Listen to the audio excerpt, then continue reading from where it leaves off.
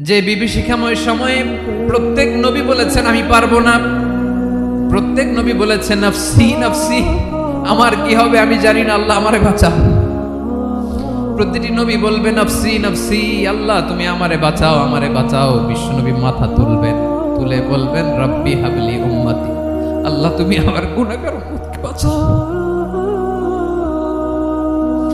এই দুনিয়ার বুকে রব্বুল আলামিন সব নবীকে একটা করে দাওয়া মুস্তাজাবা দিয়েছেন, মানে যে দোয়া করলে কবুল হয়ে যায় সাথে সাথেই।